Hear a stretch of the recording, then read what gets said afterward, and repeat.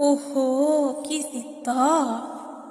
ଦେଖ ମୋ ନାଟୁଆଙ୍କୁ ଓଢ଼ଣ ଷଷ୍ଠୀରେ ଶୀତ ବସ୍ତ୍ର ପିନ୍ଧି କେମିତି ଘୋଡ଼ ଲାଗି ବେଶ ହୋଇଛନ୍ତି ଆମ ମନୁଆ ଠାକୁର। କ'ଣ ଶାନ୍ତି, ରାତି ବଢ଼ିଲେ ଶୀତ ବଢ଼ୁଛି ନାହିଁ? ଆଚ୍ଛା, କି ନାଟ ତମର ହୋ। ଯେତେବେଳେ ଶୀତୁଆ ରାତିରେ ଯମୁନା କୂଳରେ କେଳି କଦମ୍ବ ମୂଳେ ରାଧାରାଣୀ ସହ ତ୍ରିଭଙ୍ଗୀ ଠାଣିରେ ରାସ ରଚଉଥିଲ, ଏ ଶୀତ କୋଉଠି ଥିଲା? ଦେଖ ତାଙ୍କ ଶୀତ ବସ୍ତ୍ରକୁ, ମଖମଲ ସୂତା କପଡ଼ାରେ, ପୁଣି ବିଭିନ୍ନ ରଙ୍ଗର ବିଭିନ୍ନ ବାରରେ। ରବିବାରେ ନାଲି, ସୋମବାରେ କଳା ଛିଟା ମିଶା ଧଳା, ମଙ୍ଗଳବାରରେ ପଞ୍ଚ ରଙ୍ଗ ମିଶା, ବୁଧବାର ଦିନ ନୀଳ, ଗୁରୁବାର ଦିନ ହଳଦିଆ, ଶୁକ୍ରେ ଧଳା, ଶନିରେ କଳା। ଏ 7 ଗ୍ରହଙ୍କୁ 7 ଦିନରେ ଜଗତପତି ଘୋଡ଼ ବସ୍ତ୍ର ରୂପେ ପିନ୍ଧିବଟି? ଆଚ୍ଛା ଆଚ୍ଛା, ଏମିତି କଥା ନାହିଁ।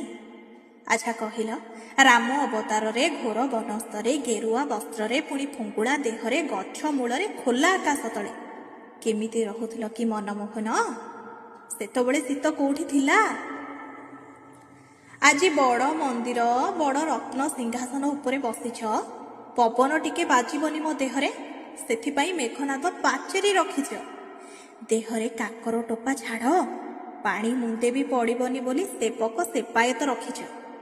ତାପରେ ବି ଏତେ ଶୀତ? ଆଚ୍ଛା ହଉ ହେଲା, ଘୋଡ଼ ଲାଗିରେ ଭୂଷିତ ହେଇ ଭଲରେ ଥାଅ, ନହେଲେ ଥଣ୍ଡା ଧରିବ ଯେ। ଘୋଡ଼ ଲାଗି ବେଶ